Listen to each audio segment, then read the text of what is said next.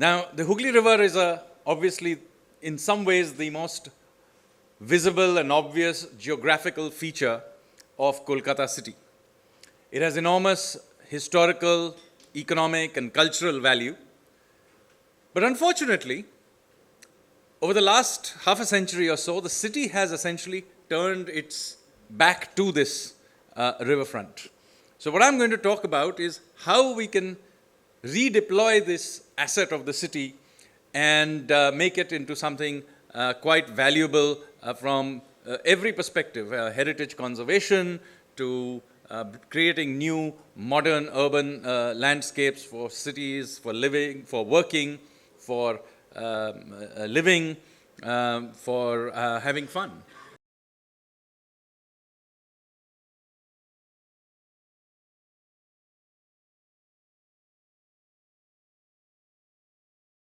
Good afternoon, ladies and gentlemen, and thank you to Bengal Chamber of Commerce and Industry for inviting me back to do the commemorative lecture. Yesterday, I spoke about the Indo-Pacific Economic Framework, but I'm going to change track quite dramatically and talk today about urban renewal and specifically about the Hooghly River corridor. Now, urban renewal is a major issue across India. And given the fact that it took me 1.5 hours to come from Oberoi to BBD Bagh, and then I walked the last 1 kilometer, it tells you that this is something that needs to be done quite urgently, not just in this city, but across India. I mean, being stuck in similar traffic jams in Bangalore and many other places. So this is obviously something that we need to pay attention to. So today what I'm going to talk about is something more specific to this city, which is about the Hooghly River corridor, as I mentioned. Now, the Hooghly River is obviously, in some ways, the most visible and obvious geographical feature of Kolkata city. It has enormous historical, economic, and cultural value. But unfortunately, over the last half a century or so, the city has essentially turned its back to this riverfront. And this riverfront has essentially now become a tangle of derelict warehouses and encroachments and buildings that are in very dilapidated condition. And essentially the city barely interacts with it. I mean, if you can occasionally, there are some stretches where you can go for a walk maybe, but by and large, it's not in very, very good condition. So what I'm going to talk about is how we can redeploy this asset of the city and make it into something quite valuable from every perspective, heritage conservation to creating new modern urban landscapes for cities, for living, for working, for living, for having fun. But before I go forward, let me make it adequately clear that this is a concept. It's an urban renewal concept. It is not some government approved plan. So this is really, the idea here is to get a conversation, a public debate going about what I think is a very important part of bringing back Kolkata as a economic, social, and cultural engine. So let me tell you what I'm going to talk about very briefly, an overview. This is about an area along the river from Bagh Bazaar to Babu Ghat. Some of you will be familiar with bits of it. This is a 5.5 kilometer stretch. And while I will not talk about it specifically, across the river also there are similar areas like, for example, the Salt Gola. Now, just so that you know, if you start from the extreme left, there's Mayer Pot, Bagh Bazaar. And then you can go through Kumartoli, Nimtola, Jagannath Ghat. Just behind, just where the Howrah Bridge is, the old Howrah Bridge, there is the Silver Mint. There's the flower market, supposed to be Asia's largest flower market. And then there is Armenian Ghat, Millennium Park, and finally Babu Ghat. And across the river, there is Howrah Station. And there is another derelict landscape called the Salt Gola. Now, I'm not going to talk about the other side of the river, but I will take you for a walk along this. By the way, let me thank the team from Kham. As I said, this has been done by Kham consultants and by Bengal Chambers, who helped me put this together so that you know, and also inputs from INTAC. So you're aware that this is not just me, but a team effort by several people. Some of you are in the audience. Okay, so this is the landscape I'm going to talk about and give you a flavor how it can be completely re-engineered. So this is the precinct. This is a stylized version of it. And the point I'm making is that this is about creating an ecosystem along a stretch, much of which is, by the way, walkable, because there is, in bad shape, but there is actually a corridor which is walkable through this 5.5 kilometer stretch. And there we can create spaces for institutional activity, food courts, hotels, religious tourism. There is a crematoriums along the way. There is places where there is a flower market, akhadas where sports and wrestling still continues. There's some very nice heritage buildings, but there are also derelict warehouses that can frankly be torn down, and new buildings can be built. And there, as I said, there's spaces for restaurants, adventure, and all the way through to the Armenian Ghat. So here is one of the precincts as it looks today. This is Armenian Ghat. As you can see, the Howrah Bridge is not far away. And you can see these derelict warehouses that are there today. Let me tell you that I have gone and inspected them personally. They're in very, very bad condition, and frankly, there's no point in trying to preserve or them. They just need to be torn down. So an important point I want to make is that those who very often want to do heritage restoration then try to do a whole hog restoration. This is a bad idea. You need to restore the bits that are restorable and are worth restorable, but tearing down the bits that are clearly derelict is an important part of renewal. You have to do that because that is the only way you can bring back the riverfront and deploy it for the 21st century. And this is what Armenian Ghat looks like today, and you can see those derelict warehouses. And this is what I think we could build it into. So here there is right in front of you a multi-use complex, and you can see we have tried to create a uniform architecture for all of this, using the Bengal curved roof, the Chala roof, as a feature throughout the presentation. You will see trying to create some sort of a unity which is both modern and at the same time maintains the cultural look of the place. And you can see there is the Armenian jetty terminal, which should be upgraded. At the back there is Chote Lal's Ghat, which I'll come to a little later. But in front, the building that you see, it can be used for all kinds of things. There can be offices in it. At the back, there's space for creating modern buildings, residential, and very important, you shouldn't be attempting to do zoning. Zoning is an artifact of 1940s, 1950s thinking.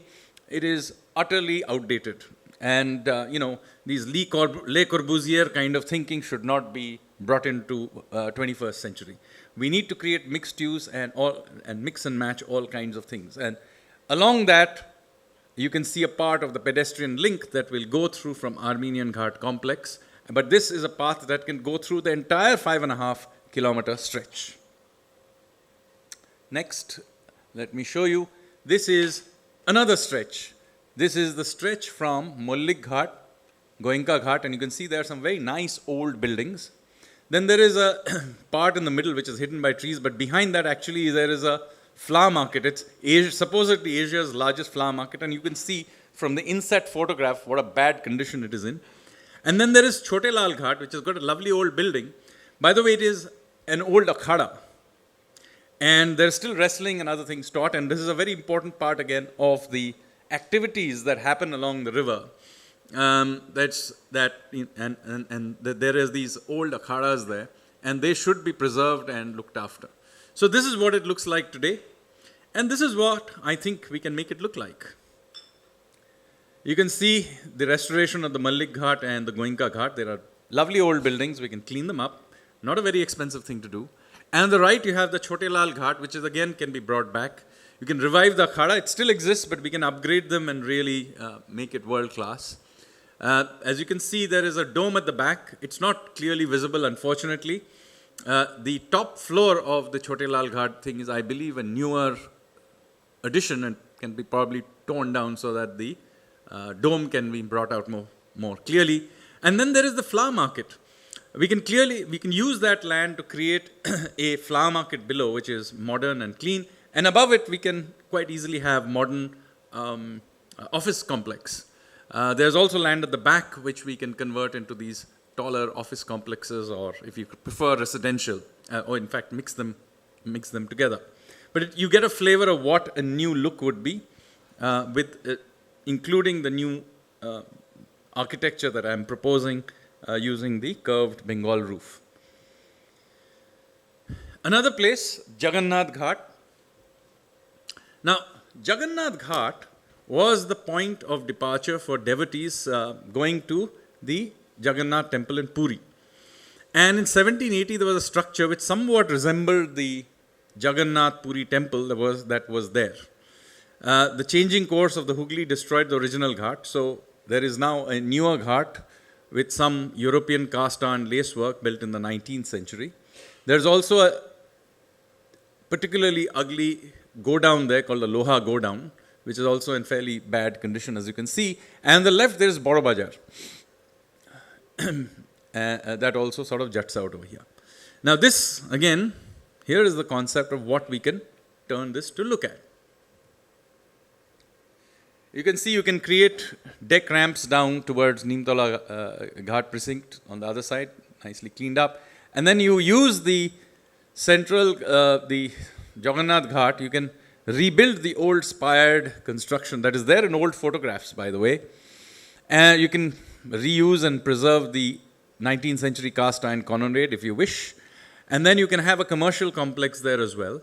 You can have a deck level connection through to the Howrah footbridge. And below there, we can create all kinds of new activities. You can have restaurants and stuff which can be created using the riverfront as a backdrop. Not something that is unusual. Almost everywhere in the world, the riverfront is used for this. We should also do so. And you can see it looks completely different. So that you get a sense of how big the change is, I want to show you how they look. This to this, and then this to this, and then this to this. So I'm just showing you what a difference it would make. Now we move on to Neemtola Ghat. This is actually the largest crematorium in India. And this whole area was originally built by Rani Rashmani. And it has very notable funerals that were held here in the past. Rani Rashmani herself, Vidyashagar, Rabindranath Thakur, etc. And there are some memorials there to them. You can see the Tagore Memorial on the left. There's the Neemtola Ghat of the original one constructed by Rani Rashmani. And then there is this particularly ugly electric crematorium built to look sort of like a 1950s industrial complex. Even modern factories don't look this ugly. And look, all of us are going to end up there, and we might as well make it look good. And so here is what we could make it look like. Preserve the Tagore Memorial and the existing Ghat buildings. Bring out a boat jetty, landscape the deck, and then the crematorium can be quite, dramatically done over, again with the chala roof, etc., so that it looks like it is a place of some sort of sacredness, which is important to do for places like this. As I said, this is not a hugely expensive proposition, and much of it is really cleaning up and building and sort of putting some slightly better structures in there. The crematorium itself will at some point have to be upgraded, so we might as well do it in an aesthetic way. Now moving on, this is Kumartuli. Now this is from where, as many of you will be aware, the clay is taken to make the idols, the clay idols. Durga Puja, we'll soon be celebrating Durga Puja. So all the idols that are made from clay are usually taken from somewhere there, and in fact, the idol makers are just behind this facade that you are seeing. There is a nice old building there also called Chaptola Ghat. So this is what it looks like today, and there are some inset photographs of what it looks behind where the artisans' colony is. And again, an example of how we can redo it and reimagine it. You can see we can create a riverfront place, photography point. We can create an artisans' experience center. I think there's a case for creating a nice sculpture with a head of a Devi built in the style of the clay artisans. And then, of course, Chaptola Ghat itself can be cleaned up and kept nicely. I think it would be a great way to celebrate the artisans who build these beautiful clay idols, which all of us worship and cherish. And of course, it would clean up the place as well. So again, not a very difficult thing to do. This is what it looks like.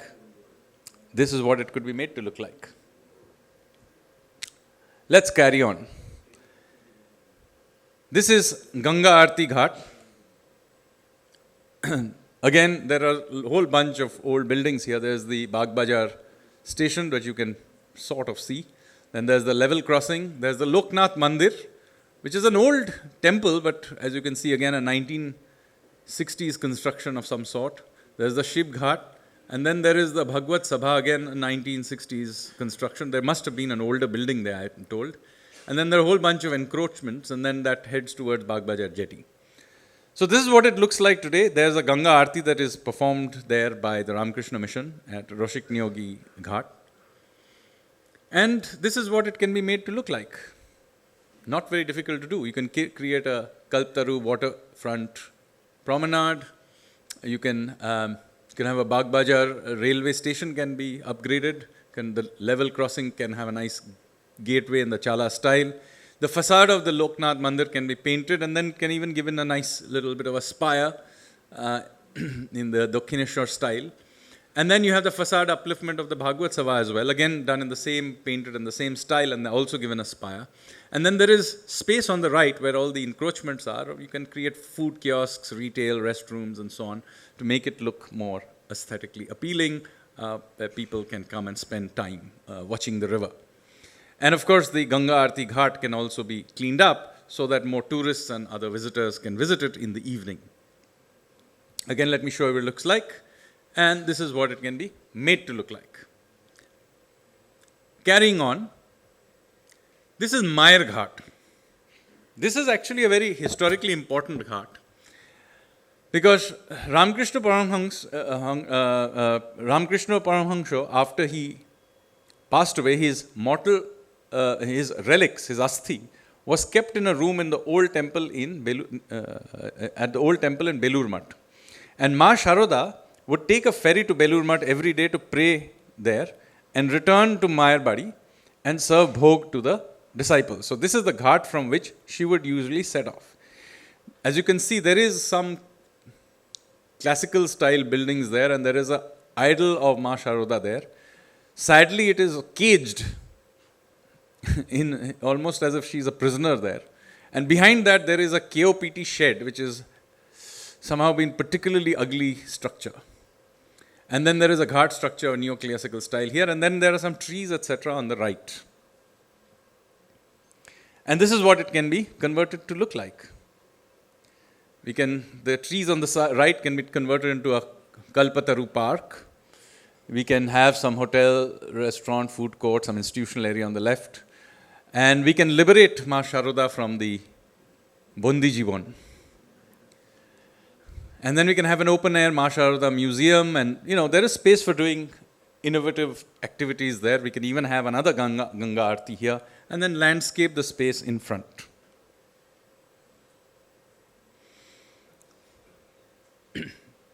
This is the raw water pumping station. There is also another KOPT warehouse there in extremely bad condition, which should be, in my view, torn down. It's probably a health hazard. And this again, as I said, this can be converted into a Ganga viewpoint with the greatest of ease. As you can see, you can create a viewpoint, you can have the old KOPT warehouses can be torn down, and you can have this hotel, food court, institutional area, and so on. And that waterfront promenade, which runs through the whole thing, can carry on right across. So I've given you some flavor of this. I want to now go right to the beginning again, so that you can get a flavor of the dramatic changes that can be made with very little imagination, actually. I'll go right to the beginning and then go right through. Armenian Ghat, what it looks like, this is what we can make it look like. This is what the flower market area and Chote Lal Ghat, Goenka Ghat look like. This is what we can do like. And many of the activities that are happening there today are not being displaced. They're in fact being encouraged and allowed to continue, like the akhada and so on. So we're not trying to displace them. We want people, devotees to come and take a dip in the river, but we want it to be a clean place. Same thing here, Jagannath Ghat, bring back the old ethos, bring back the old structure, for example, rebuild it if necessary, get rid of these old go-downs which are of no aesthetic or architectural value, and then bring in these commercial complexes. You've got to create commercial activity, create jobs. And then Neemtala Ghat, same thing, crematorium, as I said, we all use these facilities, we need to make them aesthetic and something we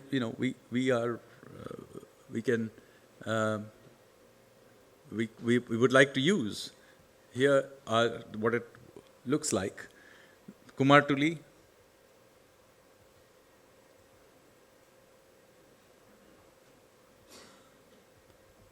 So what I've done is that we have provided you a sort of a design journey.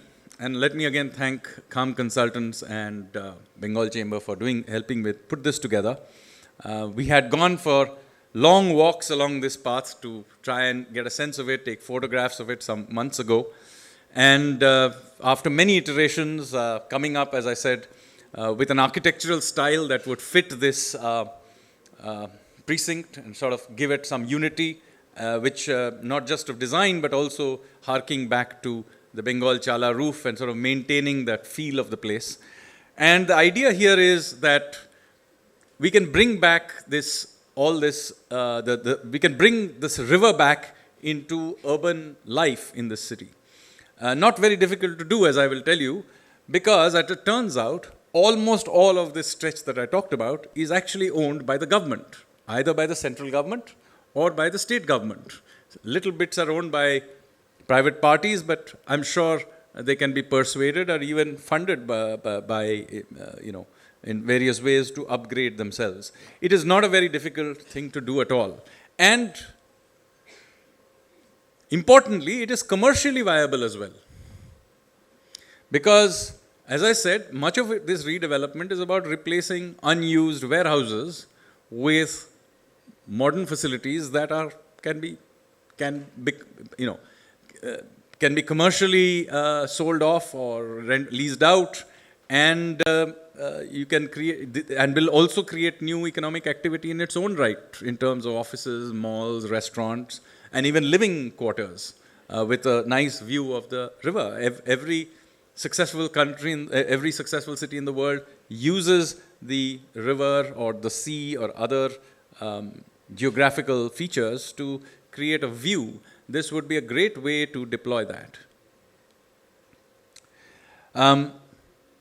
As I said right in the beginning, the attempt here is to try and create a public debate about this issue. This is not a government-approved plan in any way, but it is important that we begin to think like this.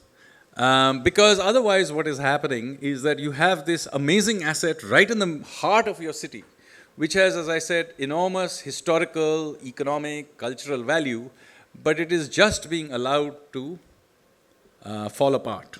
And there is no reason why we should do this. The idea here is to get the citizens of Kolkata to begin to thinking about what we can do. I give you an example of how this can be done. We are very open to other ideas of how we can do this. But I see no reason why we shouldn't begin to really push for something like this. Thank you very much, ladies and gentlemen.